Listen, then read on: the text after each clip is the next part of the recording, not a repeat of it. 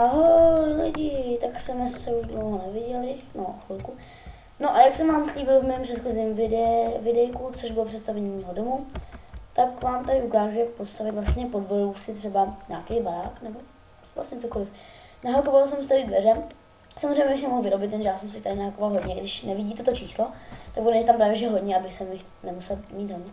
Takže si je vyrábět, to by trvalo dlouho, tak jsem si udělal nový svět a jdu vám ukázat, jak to udělat tím nejběžnějším způsobem. Takže najděte si nějakou vodu, je jedno, jak to je hluboký, a dáte sem dveře a můžete vidět, je tady vlastně kapsa. No takže si jich se můžete dát víc, že jo, je to teda nejlepší. Co nejvíc takhle?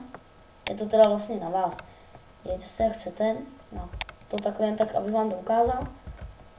No a je to použitelný vlastně jakkoliv chcete, tak můžeme si třeba takhle, jsme si ji nasázeli co nejvíc, udělali jsme si z nich jakoby zeď, že vidíte, že to vždycky můžete udělat tak, aby vám to nelezlo dovnitř, akorát takhle, když už to začujete, tak už je to blbý, no.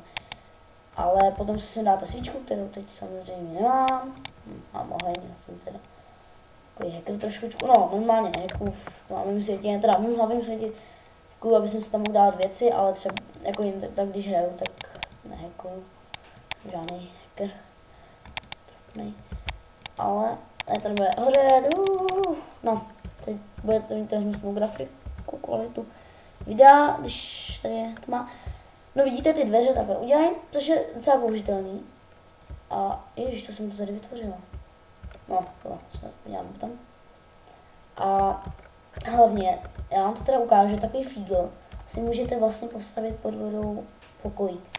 Takže udělat takhle se pořádně nadechnout a jít pod vodu, jo,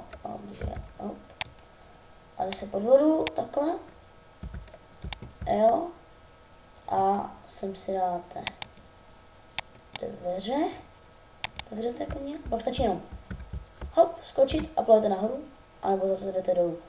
No, je to teda dost jako namokaný, doufám, že vám tenhle ten návod třeba pomohl. No a ohledně těch věcí to vám teda řeknu. Já mám teď stáhlý mod, který postaví zeď a města a takhle.